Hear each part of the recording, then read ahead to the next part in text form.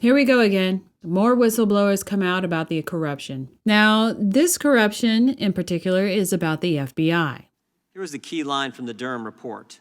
Quote, the FBI failed to uphold their mission of fidelity to the law.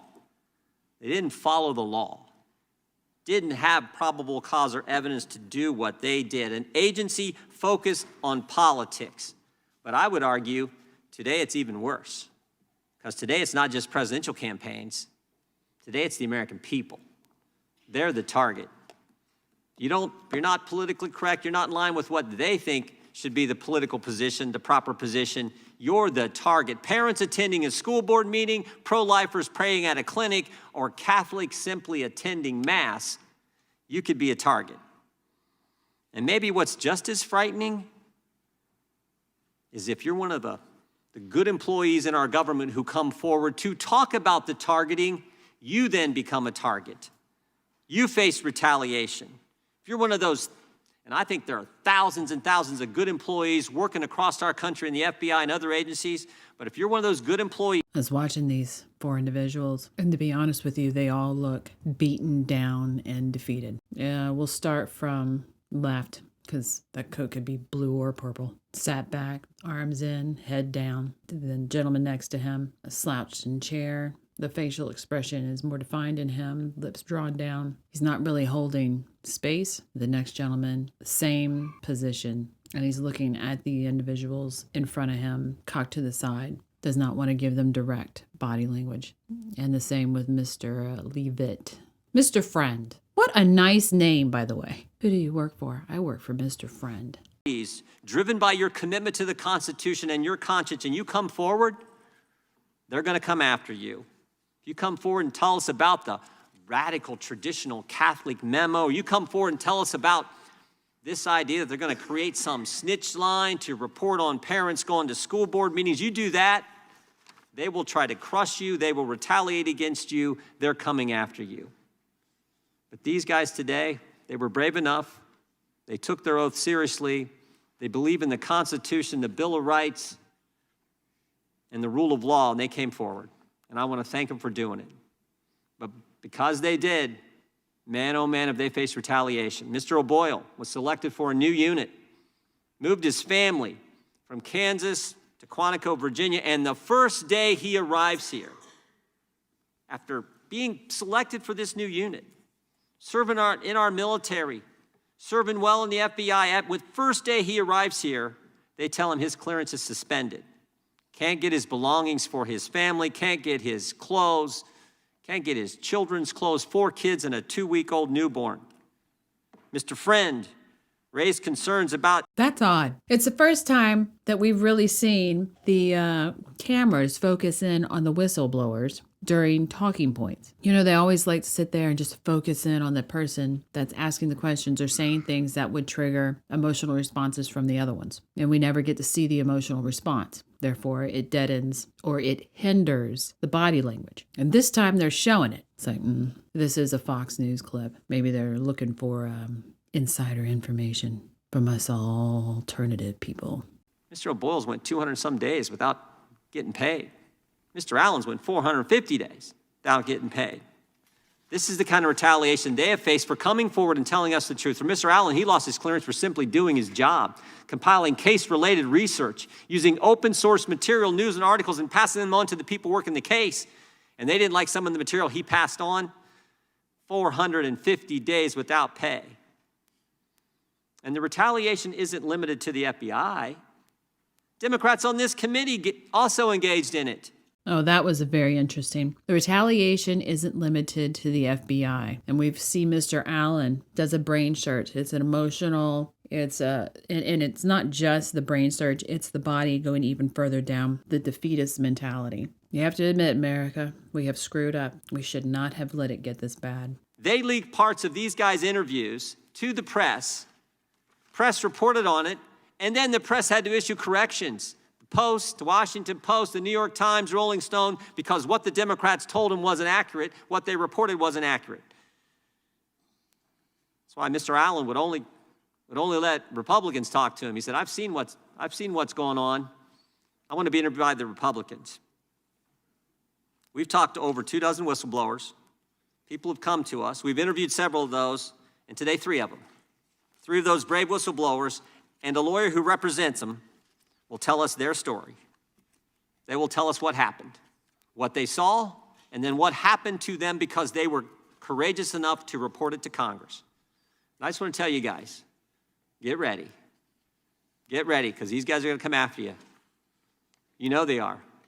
Last hearing we had 2 journalists, Democrats, 2 Democrat journalists sat right where you guys did, and these guys tried to get them to divulge their sources. Someone needs to tell them how the First Amendment works. And while Mr. Taibbi, one of those award-winning journalists sitting right where you're sitting, was testifying, guess what else was happening? The IRS was knocking on his door. So get ready. But I know you're up to the task because you came forward in the first place.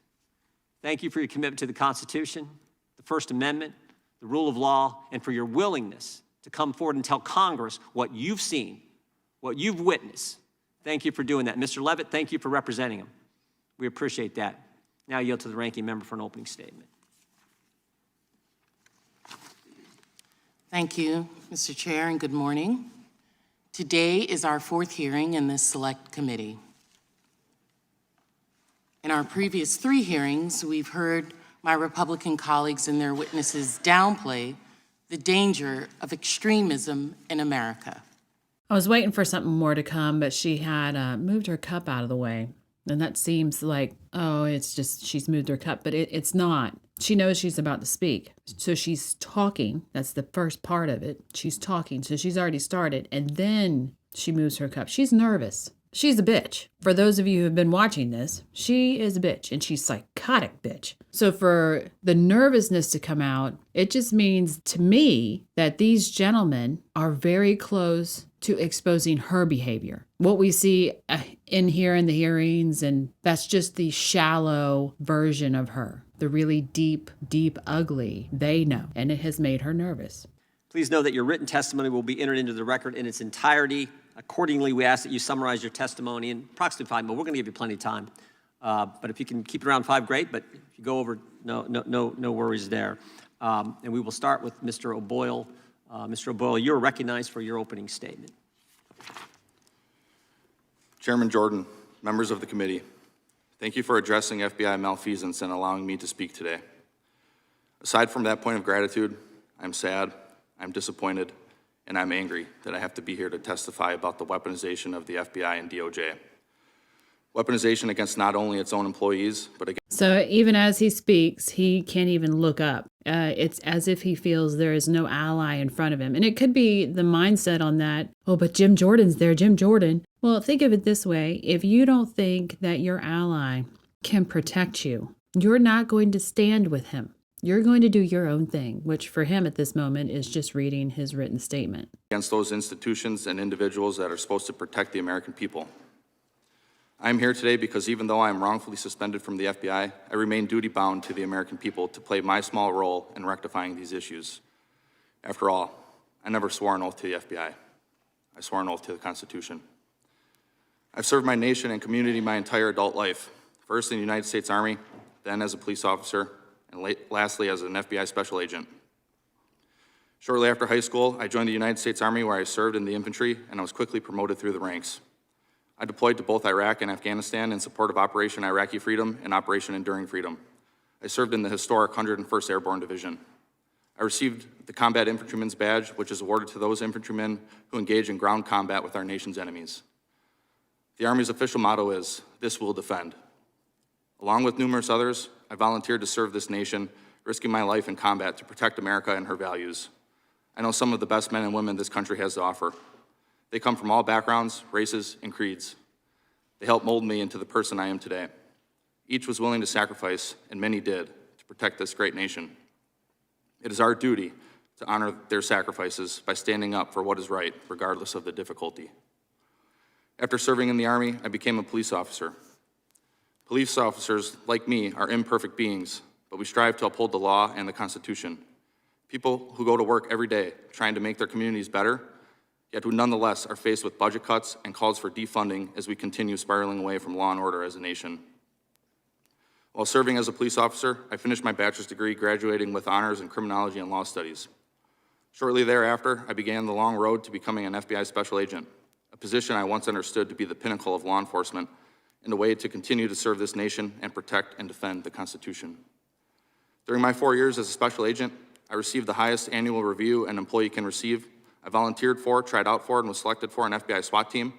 I also volunteered for, tried out for, and was selected for a new unit the FBI created. I also received an award for my work on an anti-abortion extremism case.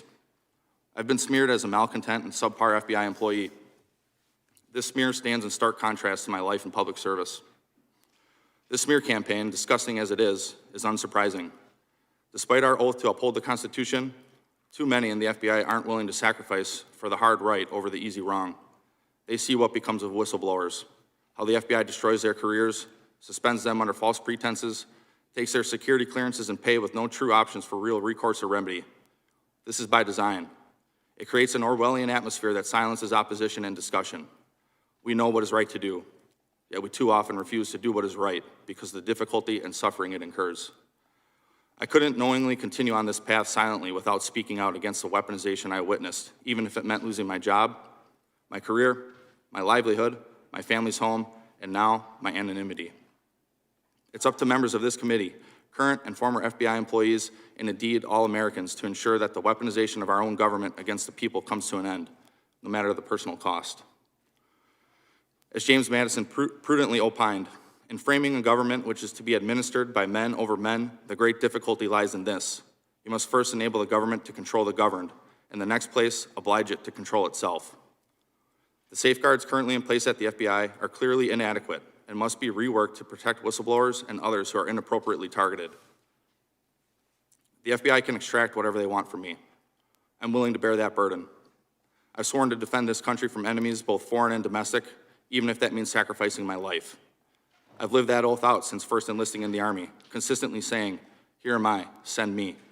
My oath, however, did not include sacrificing the hopes, dreams, and livelihood of my family, my strong, beautiful, and courageous wife, and our 4 sweet and beautiful daughters who have endured this process along with me. In weaponized fashion, the FBI allowed me to accept orders to a new position halfway across the country. They allowed us to sell my family's home. They ordered me to report to the new unit when our youngest daughter was 2 weeks old. Then, on my first day on the new assignment, they suspended me, rendering my family homeless.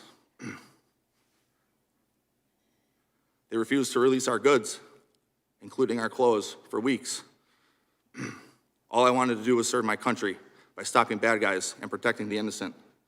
To my chagrin, So now you reach the very emotional part that brings in his family. And this is what I mean. You can hear true emotion in the throat. He's having to clear it because those sinuses are draining. He's becoming teary-eyed. It's not really showing on the surface of his skin, but it's draining down the back of his throat, and that is why you hear the grunt that you're hearing. That is a true emotional response to the hell that he's had to endure with his family. Now, we will not go over all this. It's starting to run long because this is a 3-hour one. Let's go find, and pretty sure the others are the same way. We're going to pick and choose. I like this guy. I like the other ones too. They're really good, but I love that beard. And I love that hairstyle. I also want to make a note just to the Americans that each of these individuals are former military, not officers, but enlisted men. And that's important in the distinction of the kind of men that they are. Do you believe it's important for federal agents to have allegiance to the United States? Yes or no?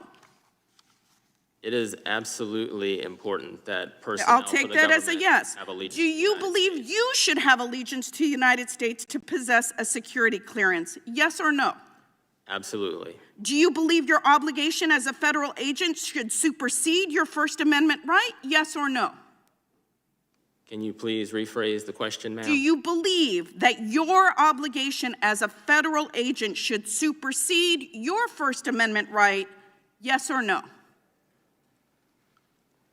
I don't know. Can you please rephrase the question again, ma'am? Do you believe that you have an obligation to serve as a federal agent regardless of what your personal political beliefs are? Yes, I have an obligation to serve the United States. Do you believe that FBI agents should be permitted to express support for individuals who stormed the Capitol on January 6th? Yes or no? I believe agents have to do their jobs, ma'am. Do you believe that agents should be permitted to express their support for individuals who stormed the Capitol on January 6th? Yes or no? It's a simple question. No, you're supposed to be apolitical, ma'am, and do your job So as that an is a FBI no? person. You're supposed to be apolitical and do your job. I'm asking for a simple yes or no. Can you please rephrase Not a the difficult question. Do you believe that FBI agents should be permitted to express support for individuals who stormed the Capitol on January 6th? You should not be voicing support for criminal conduct. You Okay, have to do thank you. your job apolitically, ma'am. Thank you. Mr. Allen, have you ever used Twitter? Yes or no? I have utilized Twitter, yes, ma'am. Okay, and is your account at Marcus A970-50645? That is absolutely not my account. Okay, that's not your account. Well, on December 5th, 2022, an account under the name Marcus Allen retweeted a tweet that said, That quote, is not my account, ma'am. you haven't let me finish the question, Might have been sir. the football player. You haven't let me finish the question. And the time is mine. On December 5th, 2022, an account under the name of Marcus Allen retweeted a tweet that said, quote, Nancy Pelosi staged January 6th, retweet if you agree, end quote. Do you agree with that statement? Yes or no?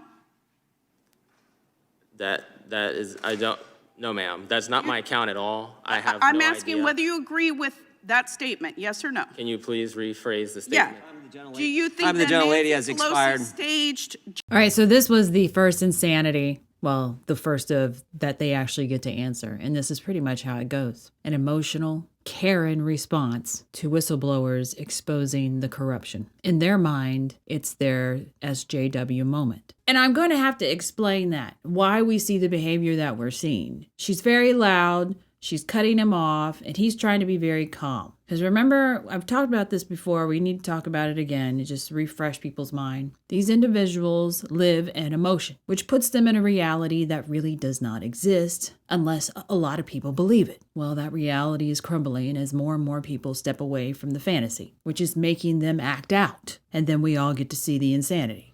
This is a public setting, we're testifying, but can you tell the American people what has happened in your life since you have come forward and given this information? Well, thank you for that. Beyond leaking my medical information to the New York Times and insinuating that I was under disciplinary action for shooting a firearm in my backyard inappropriately, I was also denied the opportunity to seek outside employment on 2 occasions, denied my training records, which in essence is denying me outside employment. The Inspector General is now aware of the illegal and improper gag order that was issued on me that basically told me that I was not allowed to speak to my family or my attorney about the existence of an investigation. So if one of your former colleagues is looking at this and watching this, and they have information that they think is subject to being shed light on with the American people, do you think how you've been treated would give them pause? It has, and that's why they laundered the information to me, and that's how I've been able to expose more things now from the outside. And Mr. O'Boyle, we just heard from your interaction with Mr. Gates and how all of this occurred and all of the hardships you've gone through. If one of your really good friends, your former colleagues, came to you and said, I have this thing that is being covered up, and I think the American people need to know about it, what advice would you give them?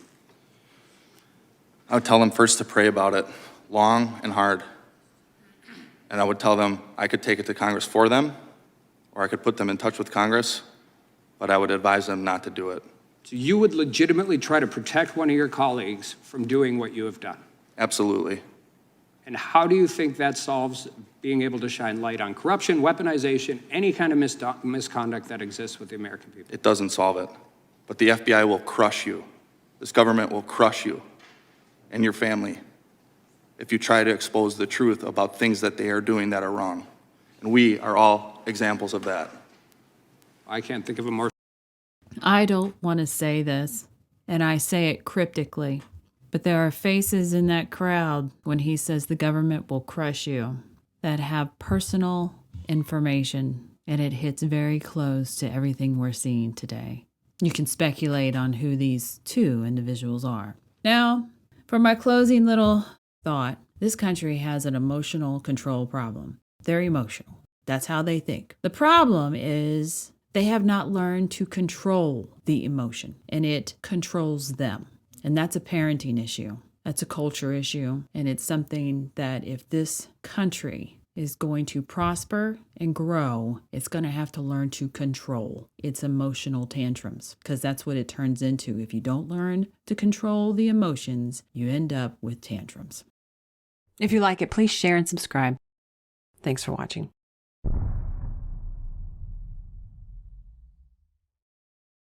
If you'd like to learn more about analysing body language, there is a video course available on Mandy's website for Gold subscribers.